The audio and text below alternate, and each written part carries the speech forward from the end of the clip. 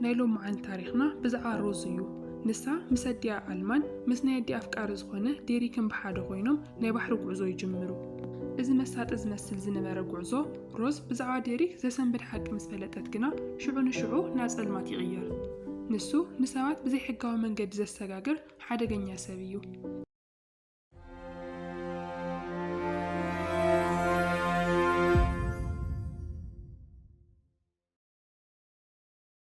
إز تاريخ روز تقوديان تسناويدان نكلا إز جمر إز دما قال حدقا كم زويت صحا يزحبر لنا نابتنايت مال تاريخ كميلاس نكلنا ألما كابس راح تمتس نكلا روز نايلدت سلامتا بمها سربرايز تقورا ألما دمان روز قلتي فاقداون تاخد أكبن ناو قعزو كخدو كم زغونو انتنقرا روز اتقعزو لاقواتا زيدا ليتو من تدي أخذ القنا سوئيلات سمعمع نصبحيتو نقوه روزن ألمان شانطاتا حيزن يوكسا أمن قدنا خدان كلوا روز بزعا ديريك نديات حتى ألما دما نديريك كاب تفلتو بزوح كم زي قوارات تأمنا قن دما صبو سمو خانو غات كاللز روز قن أديا نحار زي تفلتو سب ممانا قروت التراتر أو مسلسحا ألما نروز مستيريك تفالتا شعو ديريك نتقعزو أو كارتان نارين بتقابير مودا تريانجل جيروم كم زحالفون كساب سلوس دما معرفو أم كم زوصحوني نقرن بدي حرزي روز كداون تنوصاتن كلا حار زي تفلتو سب نودي أخ قرب تريقي نودي أخ يداون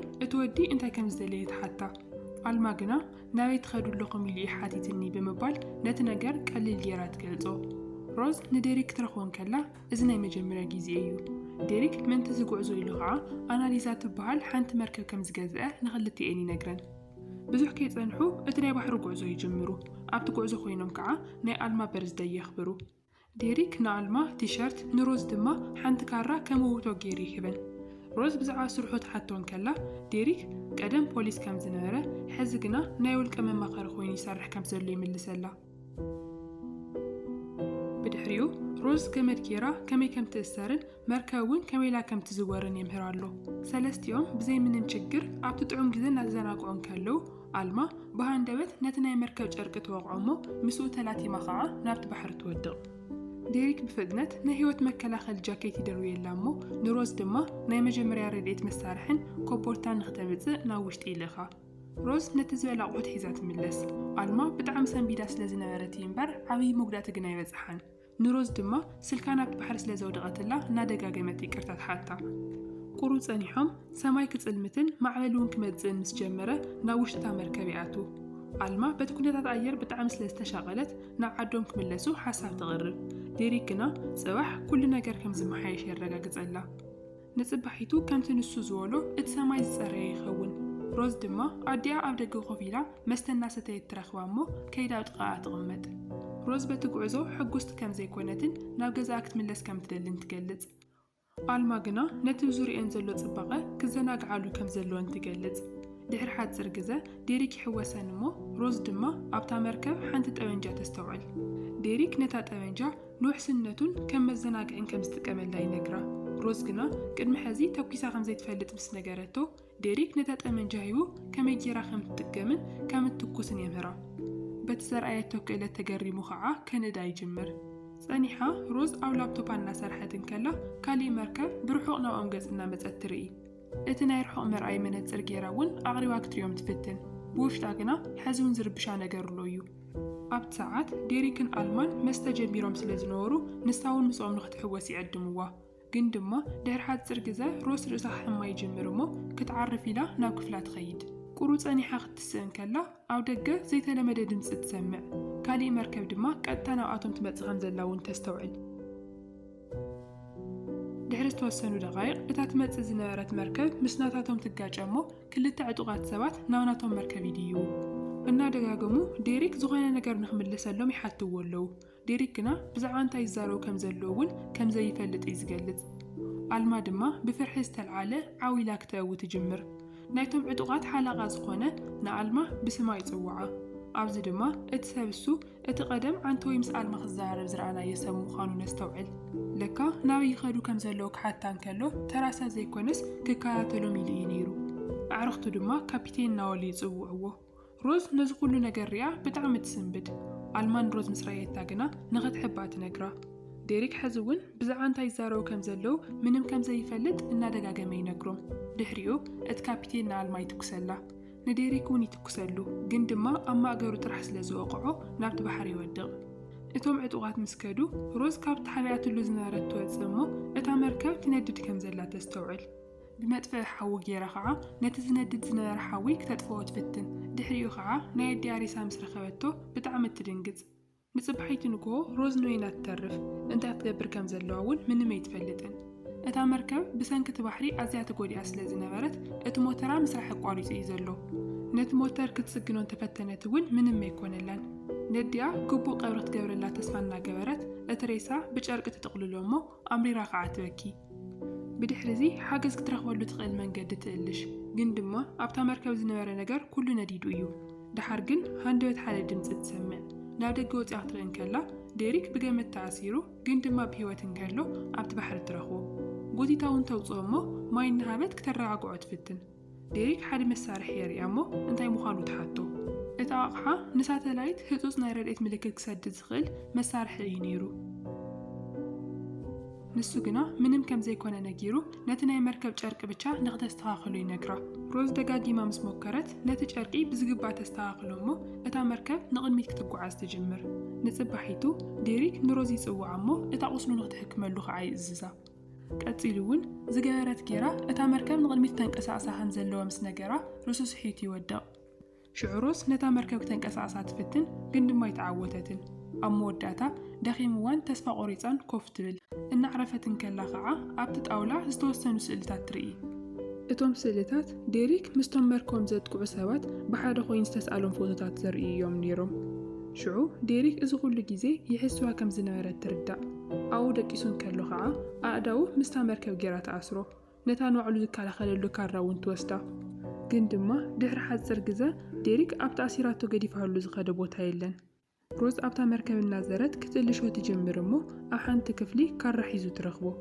ስለምንታይ ብዛዕባቶም መጥቃዕቲ ዘውፅሑሎም ሰባት ከም ዘይፈልጥ ገይሩ ከም ዝሓስቦ እውን ትሓቶ። ዴሪክ ግና እቲ ሰብኣይ ኣራዊት እዩ፣ ንእሽተይ እንተፈሊጥኪ ከዓ ዝሕሸኪ ጥራይ ኢሉ ይምልሰላ። ኣብ ገፁ ብዛዕባ ናይ ኣልማ ሞት ምንም ዓይነት ፍርሒ ወይ ናይ ሓዘን ስምዒት ኣይርአን ዘሎ። ብኸምዚ መንገዲ ከዓ ሮዝ ምስኡ ኮይና ክትሰርሕን ንኽትሕግዞን የእምና። ሮዝ እውን ካሊእ መማረፂ ስለ ዘይነበራ ስቑ ኢላ ትስማዕማዕ። ካብ ሽዑ ብሓባር ኮይኖም ነቲ ሞተር ከስተኻኽልዎ ይፍትኑ፣ ግን ድማ ሙሉእ ንሙሉእ ተበላሽዩ ስለ ዝነበረ ብቐሊሉ ክዕርየሎም ኣይከኣለን። ሕዚ ብንፋስ ብቻ እዮም ክምርኮሱ ዝኽእሉ። ንኽልተ መዓልትታት በታ ንእሽተይ ሞተር እናተጠቐሙ ይጓዓዙ። ኣሳልሳይ መዓልቲ ንግሆ ግና ሮዝ ብርሑቕ ሓንቲ ንእሽተይ ደሴት ትርኢ። ዴሪክ ግና ደቂሱ ስለ ዝነበረ ንሳ ንዕኡ ከየማኸረት እታ መርከብ ናብታ ደሴት ገጽ ትዝውራ። ግን ድማ ከዓ እታ መርከብ ብሓንቲ ሞተር ብቻ ናብቲ ደሴት ክትበፅሕ ኣይትኽእልን እያ። ስለዚ በታ ንእሽተይ ጀልባ ገይሮም ክኸዱ ይውስኑ። ዴሪክ እውን ናብታ ደሴት ክኸይድ ደሊሎ፣ ግን ድማ ብሓንቲ ኢዱ ክቐዝፍ ስለ ዘይኽእል ሮዝ ኣብ ክንዲኡ ኮይና ትትክኦ። ድሓር በታ ንእሽተይ ጀልባ ገይሮም ናብታ ደሴት ገጽ እናኸዱ እንከለዉ እቲ መቕዘፊ ካብ ኢዳ የምልጥ እሞ ናብቲ ባሕሪ ኣቲ። ሮዝ ንዕኡ ክትሕዝ ክትፍትን ከላ ከዓ ንሳ እውን ናብቲ ባሕሪ ትወድቕ። ሽዑ ምሕንባስ ስለ ዘይትኽእል ናብ ታሕቲ ክትጠልቕ ትጅምር። ዴሪክ ግና ናብቲ ባሕሪ ዘሊሉ ናብቲ ገምገም የውፅኣ እሞ ንኽትንፈስ ይሕግዛ። ድሕሪ ዝተወሰነ ግዜ ምስ ነቕሐት ሮዝ ንዴሪክ ክትእልሾ ኢላ ቁሩ ትንቀሳቐስ። ኣብኡ ከዓ ሓደ በዓቲ ትረክብ እሞ ዝስተ ማይ እውን ረኺቡ ይጸንሓ። ንሳ እውን ንእሽተይ ሓይሊ ክትረክብ ምእንታን ካብቲ ዝውሕዝ ዝነበረ ማይ ንኽትሰቲ ይነግራ። እቲ ደሴት ሰብ ኣልቦ ምዃኑ ምስ ፈለጡ ካብኡ ዝወፅሉ መንገዲ ክእልሹ ከም ዘለዎም ትገልጽ። ዴሪክ እውን ይስማዕማዕ፣ ግን ድማ ይመሽ ስለ ዘሎ እታ ለይቲ እቲኣ ኣብኡ ሓዲሮም ክሕልፍዎ ከም ዘለዎ ከዓ ይምልሰላ። ብድሕሪ እዚ ነታ ባሕሪ ዝነበረት ጀልብኦም ናብቲ መሬት የውፅዋ እሞ ምስ መሰየ ሮዝ ኣብታ ጀልባ ትድቅስ። ዴሪክ ድማ ኣብ መሬት ኮይኑ ሓዊ የንድድ። ሮዝ ኣብታ ጀልባ ኮይና እውን ድቃስ ክወስዳ ስለ ዘይከኣለ ተሲኣ ምስ ዴሪክ ኮፍ ትብል እሞ ክዕልሉ ይጅምሩ። ንሮዝ ኣቦኣ ወታደር ስለ ዝነበረ ኣብ ኢራቅ ኣብ ስራሕ እንከሎ እዩ ሞይቱ። ዴሪክ እዚ ታሪኻ ምስ ሰምዐ ንሱ እውን ናይ ባዕሉ ታሪክ ይካፍላ። እቲ ትኽክለኛ መንነቱ እውን ካብ ሽዑ ይቃላዕ። ኣነ ጽቡቕን ቅኑዕን ፖሊስ እየ ነይረ፣ ግን ድማ ንዓሰርተታት ዓመታት ብቕንዕና ሰሪሐ እኳ ምንም ነገር ኣይተረባሕኹን። በዚ ምኽንያት ሰበይተይ ሰነፍ ከም ዝኾንኩ ሪኣትኒ ሓዲጋትኒ ትኸይድ። ድሕሪኡ ናብ ብልሽውናን ናብ ጉቦን ተመለስኩ እሞ ምስቶም ገበነኛታት ብምስራሕ ብዙሕ ገንዘብ ይረክብ። እቲ ካፒቴን ካብቶም ምስኡ ዝሰርሑ ዝነበሩ ሰባት ሓደ እዩ። ንኣልማዝ ዝቐተልዋ እውን እቶም ናይ ካፒቴን ሰባት ከም ዝኾኑ የረድኣ። እቲ ካፒቴን ብጣዕሚ ሓደገኛን በሊሕን ሰብ እዩ። ብፍላይ ድማ ከምዚ ኸማኸ ዝበለ ኣዋልድ ይደሊ ስለ ዝኾነ ብጣዕሚ ተጠንቀቕ ኢሉ ይነግራ። ዴሪክ ካብቲ ካፒቴን ሓደ ክባር ነገር ሰሪቑ ከም ዝተሓበአን እቶም ዕጡቓት ድማ በታ ለይቲ እቲኣ ናብኣቶም ዝመፁ እቲ ነገር ንምምላስን ከም ዝኾነ እዩ ዝእመን። በዚ ምኽንያት እያ ከዓ ኣዴኻ ተቐቲላ ኢሉ ይነግራ። ኣዲኣ ጽብቕቲ ሰብ ከም ዝነበረት እኳ እንተገለጸ ሕዚ ግና እቲ ናይ ሓቂ ባህሪኡ ወፂኡ ኣሎ። ኣብቲ እዳዋይ ኣሲርክሉ ዝነበርክ ግዜ ዓብዪ ጌጋ ጌርክ ነርክ እናበለ ከመይ ጌርካ ከም ዝእሰር ከርእያ ኢዳ ይኣስራ።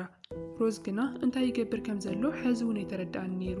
ድሕሪኡ ኣብቲ ሻንጣ ጂብ ዝብል ምልክት ዘለዎ መሳርሒ ትርኢ እሞ ተበላሽዩ እኮ ኢልካኒ ነርካ ስለምንታይ ዳ ሒዝካዮ ትንቀሳቐስ ኣለኻ ኢላ ትሓቶ። ንሱ ድማ ካብዚ መሳርሒ እዚ ናይ ሓገዝ ምልክት እንድሕር ዳ ሰዲድና እቲ ዘለናዮ ቦታ ክንፈልጥ ንኽእል ኢና ይብላ። ብኡ ጌርና እውን ካብዚ ቦታ ክንወፅእ ንኽእል ነርና ኢና፣ ግን ድማ መጀመርያ ምሳኽ ዘለኒ ስራሕ ስለ ዘይወዳኹ ንዕኡ እየ ዘይብራህክዎ ኢሉ ግልፂ ይገብረላ። ሮዝ ሽዑ ንሽዑ ኩሉ ነገር ይርዳእ እሞ ተላዒላ ክትገጥሞ ትጅምር። ብዝኸኣለቱ ዓቕሚ ወቂዓ እውን ብቕፅበት ካብቲ ሻንጣ ሽጉጥ ኣልዒላ ናብኡ ገጽ ትጥቁመሉ። ነቲ መሳርሒ ከብርሆ ከም ዘለዎ እውን ትእዝዞ። ንሱ ግና ይኣብያ። ሽዑ ሮዝ ጨኪና ትትኩስ እሞ ግን ድማ ታሒዛታ ዝነበረት ሽጉጥ ምንም ተተኳሲ ይነበራን። ምክንያቱ ንሱ ቀዲሙ ከምኡ ክትገብር ከም ዝኽእል ተረዲእዎ ነቲ ጥይት ኣውፂዎ እዩ ነይሩ። ነዚ ጋጣም ተጠቒሙ ከዓ ቀዲሙ የጥቃዕ እሞ ባእሲ ይጅምሩ። ኣብ መንጎ እቲ ባእሲ ሮዝ ኣምሊጣ ትሃድም። ኣብ መወዳእታ ከዓ ተሓቢኣ ነቲ ኣድዋ ተኣሲሩሉ ዝነበረ ገመድ ትፈትሖ። ንጽባሒቱ ንግሆ ዴሪክ ንሮዝ እናተኸታተለ ይሃድና ኣሎ። ንሳ ግና በታ ንእሽተይ ጀልባ ክተምልጥ እያ ትሓስብ ዘላ። ናብታ ጀልባ ክትቀራረብ ከላ ዴሪክ ይሪኣ እሞ ኣብ ላዕሊ ኮይኑ ይትኩሰላ። ይኹን እምበር ሮዝ ትብዓት ኣኪዋ ጉያኣ ትቕጽል። በቲ ግዘቲ ዴሪክ ካብ ላዕሊ ወዲቑ ይቆስል። ሮዝ ደኺሙ ከም ዘሎ ፈሊጣ ቀስ እናበለት ናብኡ ክትጽጋዕ ትሙክር፣ ግን ድማ ሕዚ እውን ብሂወት ኣሎ እዩ። ብኻራ ኾቕዓ እናፈተነ ከዓ ናብታ መርከብ ውሰድኒ፣ እቲ መሳርሒ ምሳየ እዩ ዘሎ፣ ብዘይካይ ከዓ ምንም ክትጥቀምሉ ይትኽእልን ኢኺ ይብላ። ኣብ መንጎ እቲ ቃልሲ ዴሪክ ንሮዝ ብኻራ ገይሩ ይጎድኣ። ንሳ ግና እምኒ ልዒላ ኣብ ርእሱ ትወቕዖ እሞ ነቲ መሳርሒ ከዓ ካብ ኢዱ ትምንጥሎ። ግን ሕዚ እውን ካልእ ችግር ተፈጢሩሎ። ምክንያቱ እቲ መሳርሒ ከመይ ገይሩ ከም ዝሰርሕ ንሳ ይትፈልጥን እያ።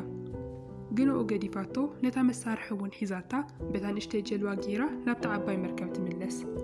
ኣብኡ ቁስላ ጠምጢማ ክትዕርፍ ትፍትን፣ ግን ድማ ፍርቂ ለይቲ ምስ ኮነ ክትስእን ከላ ከዓ እታ መርከብ ትጥሕል ከም ዘላ ትርኢ። ሽዑ ብፍጥነት እቶም ዘድልይዋ ነገራት ኣኪባ ናይ ኣዲኣ ሬሳ እውን ናብታ ንእሽተይ ጀልባ ክተምፅኦ ትፍትን፣ ግን ድማ መንጎ እቲ ሬሳ ካብ ኢዳ ኣምሊጡ ናብቲ ባሕሪ ይጥሕል። ሮዝ ልባ ተሰይሩ ነዲኣ ኣብቲ ባሕሪ ገዲፋታ ክትከይድ ትግደድ። እታ ንእሽተይ ጀልባ ምስቲ ዓባይ መርከብ ዘጋንያ ዝነበረ ገመድ እውን ትቆርጾ እሞ ንሳብታ ንእሽተይ ጀልባ ኮፍ ትብል። ንኽልተ መዓልታት ኣብታ ባሕሪ እናተሳፈፈት እንታይ ክትገብር ከም ዘለዋ ጠፊእዋ ትጸንሕ። ኣብ ሳልሳይ መዓልቲ ግን ሓንቲ መርከብ ትርኢ እሞ እቲ ረድኢት መፀውዒ ሽጉጥ ትትኩስ፣ ግን ድማ ብሰንኪ ብርሃን ፀሓይ ዝረአይዋ ይመስሉን ነይሮም። ድሓር ምሸት ምስ ኮነ እታ መርከብ ተመሊሳ ትመጽእ እሞ ንዓኣ እውን ተድሕና። ናቶም ዘድሕንዋ ሰባት መርከብ ምስ ደየበት እቶም ኣብኡ ዘለዉ ሰባት ኩሎም ዕጡቓት ምዃኖም ተስተውዕል። ብዛዕባ ካፒቴን ክዛረቡ ከለዉ እውን ትሰምዖም። ሽዑ እዞም ሰባት ናይቲ ካፒቴን ሰባት ከም ዝኾኑ ግልፂ ይኾነላ።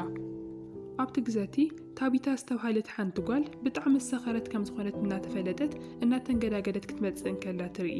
ሓደ ሰብ ከዓ ብፍጥነት ሒዝዋ ይኸይድ ኣሎ። ሮዝ ዴሪክ ቅድሚ ሕዚ እቲ ካፒቴን ናዋልድ ብዘይ ሕጋዊ መንገዲ የሰጋግር እዩ ዝበላ ትዝክር እሞ ታቢታን ካልኦት ኣዋልድን እውን ኣብታ መርከብ ተታሒዘን ከም ዘለዋ ትርዳእ። ሽዑ ክትሕፀብ ከም ትደልን ናብ ሽንቲ ቤት ንኽትከይድን ፍቓድ ትሓትት እሞ ሓንቲ ክፍሊ ይህብዋ። ሕዚ ኩሉ ነገር ግልፂ ኮይኑላ ኣሎ። እዞም ሰባት እዚኣቶም ኣዋልድ ዝሸጡ እንድሕር ኮይኖም እቲ ካፒቴን እውን ኣብዛ መርከብ እዚኣ ኣሎ እዩ ማለት እዩ። ሮዝ ተሓፂባ ምስ ወድአት ዓርሳ ኣዳልያ ናብ ሓደ ክፍሊ ትኸይድ እሞ ኣብኡ ድማ ብሰባት ተኸቢቡ ዝነበረ ሰብ ትረክብ። ንስኻ ዲኻ እቲ ካፒቴን ኢላ ትሓቶ። ንሱ ድማ እዋ ኣነ እየ ኢሉ ይምልሰላ። ሮዝ ብዕላ ክትታልሎ እናፈተነት ቀስ ኢላ ትቐርቦ እሞ ዕድል ምስ ረኸበት ኣብ ርእሱ ብሓይሊ ወቂዓ ከም ዝመውት ትገብሮ። ብድሕሪ እዚ ምንም ግዜ ከየጥፈት ካብቲ ክፍሊ ወፂያ ናብ ታቢታ ትኸይድ እሞ ንኽትሕግዛ እውን ትሓታ። እቶም ሰባት ድማ ናይቲ ካፒቴን ሞት ምስ ፈለጡ ንሮዝ ንምእላሽ ኣብታ መርከብ ህውከት ይፍጠር። ሮዝ ሕዚ እውን ናብ ታቢታ ቀሪባ ኣብቲ መርከብ እቶም መፅባረበይ ከም ዝርከቡ ትሓታ። ታቢታ ድማ ኣብቲ ናይ ሞተር ክፍሊ ከም ዘለዉ ትምልሰላ። ታቢታ ሕዚ እውን ወሲኻ ካልኦት ኣዋልድ እውን ተታሒዘን ከም ዘለዋ ግን ድማ ኩለን ብመድሓኒት ስለዝደንዘዛ ምንም ክሕግዛ ከም ዘይኽእላት ነግራ። ሽዑ ሮዝ ናብቲ ዝበለታ ናይ ሞተር ክፍሊ ብምኻድ ጠመንጃ ትረክብ እሞ ንባዕላ ተዳሉ። ሓደ ሰብ ኣትዩ ምስ ረኣያ ሮዝ ምንም ከየስተንተነት ተኩሳ ትቐትሎ። ድሕሪኡ ናብቲ ተታሒዘን ዘለዋ ልድ ንምብጻሕ ጉዕዞኣ ትቕጽል። ኣብ መንገድን ዘጋጠምዋ ናይቲ ካፒቴን ሰባት በብሓደ ናቐተለቶም ትሓልፍ። ምስ ሓንቲ ነቲ ካፒቴን ትሰርሕ ሰበይቲ እውን ትጋጠም እሞ ንዓኣ እውን ትቐትላ። ኣብ መወዳእታ ምስ ሓደ ሓያል ሰብ ትገጥም። መጀመርያ ንሱ ንሮዝ ሒዙ ክቕጥቅጣ ይጅምር፣ ግን ድማ ካብቲ ሰብኣይ ኣምሊጣ ኣብ መወዳእታ እውን ትቐትሎ። ድሕሪዚ ሮዝ ናብ ሓደ ክፍሊ ኸይዳ ነቲ ማዕጾ ክትከፍቶን ከላ ብጣዕሚ ኣናእሽተይ ኣዋልድ ተታሒዘን ትረኽበን። ንዓኣተን ነፃ ቅድሚ ምውፃኣ ግን ኣብ መወዳእታ ሓደ ናይቲ ካፒቴን ተኣማኒ ሰብ መፂኡ ጠመንጃ ኣብ ርእሳ ይገብረላ። እቲ ኩነታት ብጣዕሚ መሰከፊ ስለ ዝነበረ ታቢታ ብድሕሪት መፅያ ነቲ ሰብኣይ ኣብ ርእሱ ትወቕዖ። እዚ ከዓ ሮዝ በቲ ናቱ ጠመንጃ ጌራ ንኽትቀትሎ ዕድል ይህባ። ሮዝ ንታቢታ ናይ ረድኤት ምልክት ክትሰድድ ኣብ ሓዲጋታ፣ ንሳ ግና ናብቲ ናይ ራድዮ ክፍሊ ገጽ ትኸይድ። ግን ከዓ እናተጓዓዘትን ከላ ምስ ሓደ ዘይተጸበየቶ ጸላእ ትገጥም። ንሱ እውን ዴሪክ እዩ ነይሩ። ሮዝ መጀመርያ ምስ ረአየቶ እናተገረመት ኣብቲ ደሴት እኮ ዝሞትካ ይመሲልኒ ነይሩ ትብሎ። ዴሪክ እናላገጸ ብዛዕባኺ ሓበሬታ ነቲ ካፒቴን ንምሃብ ተስማዕሚዐ እየ፣ በቲ መሳርሒ ተጠቒመ ከዓ ካብኡ ምሊጠ ይብላ። ንሮዝ እናወቕዓን ከሎ ከዓ ቀደም ምስ ካፒቴን ሓደ ተንኮል ነይርኒ፣ ሕዚ ግና ዋላ ሓደ ሰብ ከድሕነኪ ይኽእልኒ ይብላ። ሮዝ እዚ ምስ ሰምዐት እናሰሓቐት ካፒቴንካ እኮ ዓንቶ ይቀቲለዮ እየ ትብሎ። ዴሪክ ብጣዕሚ ተናዲዱ ተላዒሉ እውን ክቐትላ ይፍትን እሞ ካብቲ መሳልል ናብ ታሕቲ ይድርብያ። ብሽጉጥ ክቐትላ ኢሉ ተመሊሱ ክመፅእ እንከሎ ግን ሮዝ ሃዲማ ትጸንሖ። ነቲ ዝፈሰሰ ደማ እናተኸተለ ምስ በፅሐ ሮዝ ሓደ ኬሚካል ትነፅገሉ እሞ ከም ዝወድቕ ትገብር። በዚ ዕድል ተጠቒማ ከዓ ነቲ ቀደም ዴሪክ ባዕሉ ዝሃባ ካራ ኣውፅያ ንባዕሉ ኣፍ ልቡ ትወግኦ። ድሕሪ ዝቕሉ ቃልሲ ሮዝ ብጣዕሚ ተዳኺማ እያ ነይራ። ኩሎም ናይቶም ካፒቴን ሰባት ምስ ተሰዓሩ ከዓ ታቢታ ናብ ሮዝ ትመፅእ እሞ ምሳየ ንዒ ዘርእየኪ ነገር ኣለኒ ትብላ። ሮዝን እተን ዝደሓነ ኣዋልድን ኣብታ መርከብ ኮይነን ናብታ ወደብ ገጽ ትገዓዝ ከም ዘላ የሪኣ። ኩለን እተን ኣዋልድ ናብ ቤተሰበን ክምለሳ ምዃነን ስለ ዝተረድኣ ብሓጎስ ደስ ይብለን። እታ መርከብ ናብቲ ወደብ ምስ በፅሐት ከዓ ፖላዊስ ነቲ ኩነታት ይቆፃፀርዎ። እቲ ታሪክ ድማ ናብቲ መጀመርያ ሮዝ ንሓደ ፖሊስ ኩሉ ታሪክ እናነገረቶም ከላ ናብኡ ትርኢት ይምለስ። እቲ ፖሊስ ክለን ኣዋልድ ነናብ ቤተሰበን ተላኢኸን እየን፣ ንስኹ እውን ድሕሪ ሓፂር ግዜ ክትከዲኢኺ ብምባል ተባዕታ የድንቐላ። ሮዝ ግና ብሓዘንን ተስፋ ምቑራፅን ኮይና ክምለስ ኣይደልን እየ፣ ኣብኡ ዝተረፈኒ ምንም ነገር የለን ትብሎ። እቲ ፖሊስ ንምውሓሱ ዝተቓለስክሉ ብሩህ መጻይቒ ኣብ ቅድሚ ይኽሎ ብምባል ካብኣ ይርሕቕ። ሽዑ እዘን ቃላት እዚኣተን ንሮዝ ናይ ተስፋ ጭላንጭል ይፈጥረላ። ሓድሽ ህይወት ንምጅማር እውን ተባዕት ትረክብ። እቲ ፊልም ኣብኡ ይውዳእ። ሮዝ ንኹሉ ጸገማት ሰጊራ ንባዕላን ንብዙሓት ካልኦት ኣዋልድን ኣድሒና ኣላ። ንስኹም ተትኾኑኸ ከምኡ ዓይነት ድፍረት መሃለወኩም ዶ ነይሩ? ብዛዕባ ናይ ሮዝ ጅግንነት ከ እንታይ ትብሉ? ሓሳብኩም ኣብ ኮሜንት ጽሓፉልና ኢኹም። ኣብ ቀጻሊ ቪድዮ ንራኸብ።